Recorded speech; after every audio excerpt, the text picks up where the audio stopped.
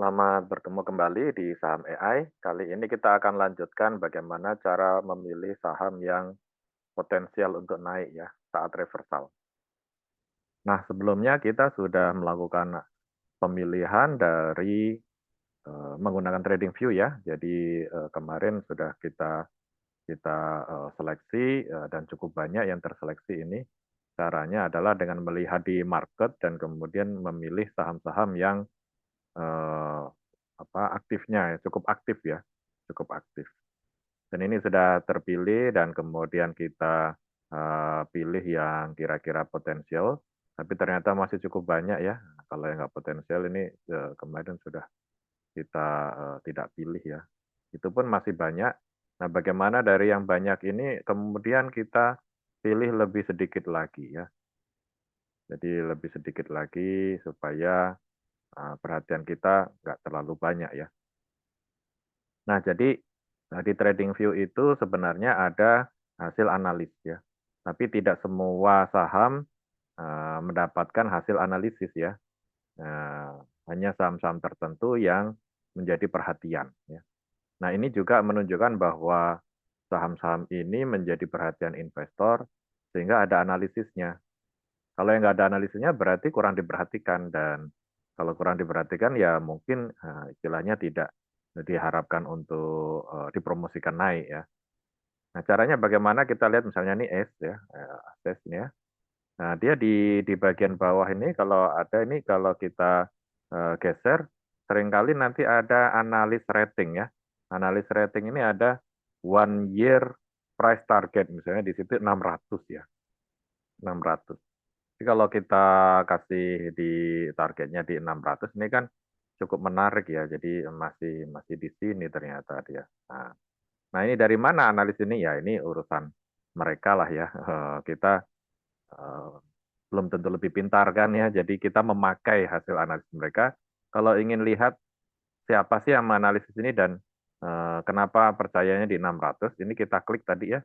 Jadi kita klik di detailnya. Ya, saya ulangi di sini ada C forecast ini, C forecast. Nah, ini ternyata ada 14 analis yang memberi rating eh, netral ya, tapi ini strong buy ya. Dan kemudian ini kalau naik maksimum dalam setahun itu bisa sampai 1150 berdasar analis ya. Kalau average-nya di 600, kalau turun sekitar 375. Nah, kenapa analisis ini bisa seperti itu? Ini ada perhitungannya sendiri yang saya juga tidak tahu, tapi mereka sudah melihat laporan keuangan dan yang lain-lain. Saya tidak terlalu memasalahkan fundamental ya, tapi analis itu sebenarnya membantu untuk membuat news ya. Nah, ini kan masalah sentimen pasar. Kalau misalnya di pasar itu ada yang jual buah, kan ada prediksi kan misalnya, oh buah ini nanti meningkatkan kesehatan dan seterusnya ya, sehingga menjadi populer. Nah itu adalah urusannya para analis ini ya. Kita kan hanya mengikuti faktanya saja. Kalau betul naik sesuai analis ya kita beruntung gitu. Kalau tidak ya ini diperkirakan pun kalau turun ya kita tahu diperkirakan 375 ya. Nah ini analisisnya kan setahun ya. Ya nggak apa-apa. Berarti kalau kita naik cukup besar kan dibagi dengan sekian bulan ya sebenarnya cukup bagus ya. Jadi misalnya sekarang di sini misalnya ya, kemudian sampai di target itu 10% ya. Nah, sejelek-jeleknya naik 10% ya harapannya dalam setahun. Ya nggak apa-apa ya. Kadang kita juga tidak yakin karena naik turun ya. Nah, paling tidak dengan adanya analis kita percaya saham ini dipantau ya. Coba kalau agro ada nggak? Agro kita geser, apakah ada analis? Nah di sini, ini forecast-nya malah turun ya di 400. Padahal dia di 432 ya. Sehingga agro ini bisa kita di-grade ya. Kita di-grade saja gitu. Ya analis saja bilang bahwa sahamnya akan apa ya tidak banyak bertumbuh ya. Ya sudah kita kurangi saja. Kan masih banyak pilihan yang lain. Seperti di pasar, buah yang dijual itu banyak gitu. Kalau kita beli untuk dijual lagi kan kita cari yang populer saja. Aisyah ini tidak ada analisnya, ya. Artinya sebenarnya dia itu bukan saham yang dipantau, ya. Mungkin ada yang menggoreng, ada rumor dan segala macam. Biasanya itu untuk para scalper ya, jadi jangka dekat dia, sehingga memang tidak masuk dalam analisis ya. Kalau ASA, ya, ini kan kita tujuannya mengurangi apa yang kita pantau kan ya. Nah, ASA ini ada ini di 1085. 1085 ya cukup, nah, lumayan lah ya, masih di sini ya, ya paling tidak naik ya. Oh, apakah ini menarik atau tidak? Paling paling tidak Anda tahu bahwa ada analis yang memantau ya, ada analis yang memantau bahwa maksimumnya bisa sampai 1.200, eh, kira-kira yang paling mungkin di 1085, artinya ada sentimen positif ya. Nah, kita hanya menggunakan ini secara bodoh gitu aja ya, bahwa kalau ada analisisnya dan naik ya berarti saham ini dipantau. Kalau dipantau itu artinya news-nya itu akan ada gitu, akan ada pergerakan gitu, karena ada yang memantau.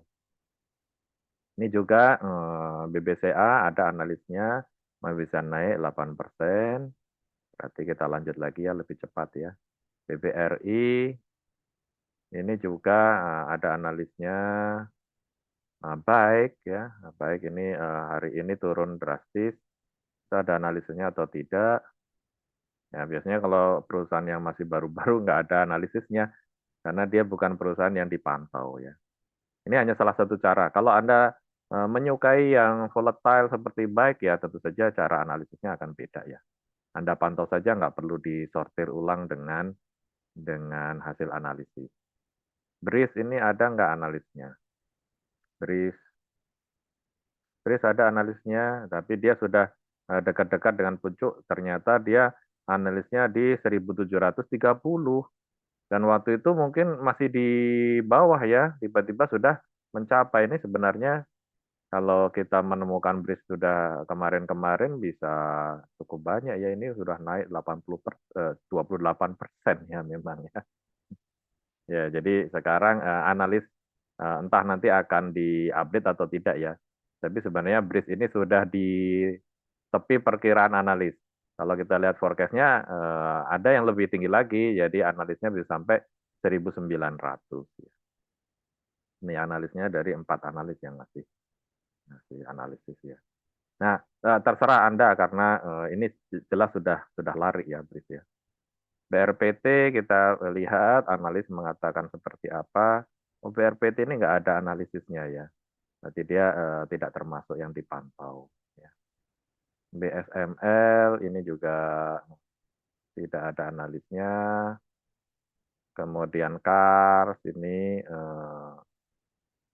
juga tidak ada analisnya. Jadi kalau yang kecil-kecil kemungkinan memang tidak ada analisnya. Ya. Nah, ini juga tidak ada analisnya, berarti yang mempromosikan itu bandarnya ya pakai usaha yang lain gitu ya, entah dari analisis yang mana gitu, atau dipancing-pancing dan segala macam. Jadi ingat di dalam pasar itu mereka juga berusaha harga jualannya naik ya. Ternyata juga nggak ada analisnya. Nah, paling tidak kita sudah mengurangi yang dipantau ya. Era ini, era ini ada analisnya. Tapi era ini menurut analisis sudah tercapai targetnya ya. Jadi mungkin harusnya kita waktu pullback di sini waktu itu sudah masuk ya. Ini kan pullback saat di sini. Kalau masuk saat itu sudah naik 30% juga ya. Ya, ini silakan kalau masih yakin, tapi ini sudah mulai naik sehingga analisnya mengatakan ini sudah lewat ya. GoTo. Nah, GoTo ini analisnya ada nggak? Nah, analisnya di 173 ini masih lumayan berarti GoTo ya. GoTo walaupun dianggap tidak jelas ya naik turun, ini ternyata analisnya sampai 170 kira-kira. Berarti masih punya potensi 40% ya, ini masih masih lumayan ya. Oke, Gesco ini ada analisnya enggak? Nah, ini enggak ada analisisnya, boleh.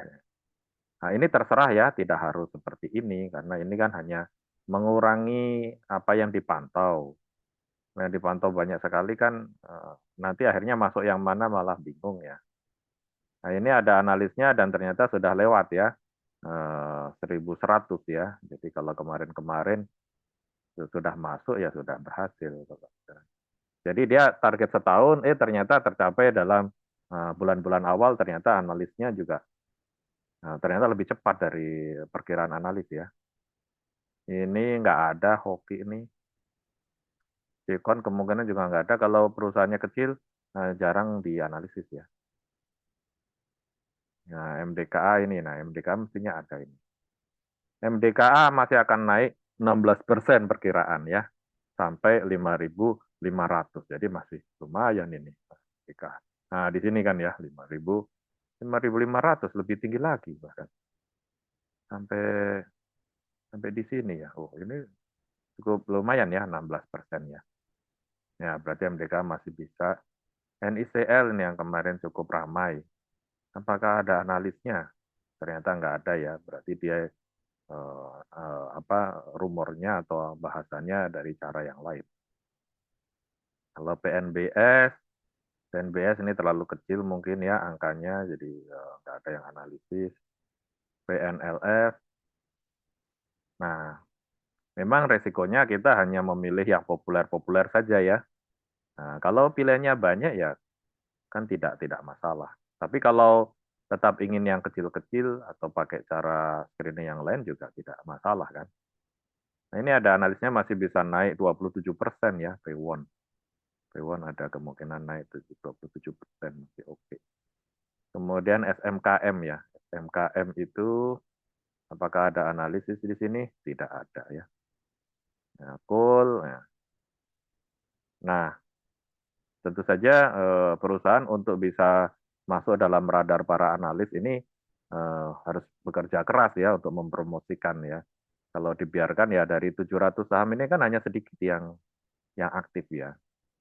Jadi kalau yang sampai dilihat oleh analis ini berarti dia diperhatikan dan ada kemungkinan memang akan terus bergerak ya.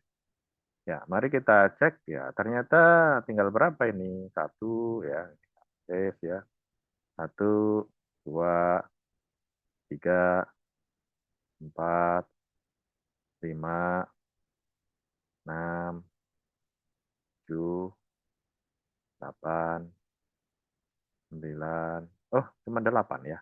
Nah, ini sudah lebih fokus kita. Tinggal bagaimana kita bisa entry. Demikian salah satu trik untuk bisa lebih fokus pada beberapa saham yang potensial. Terima kasih.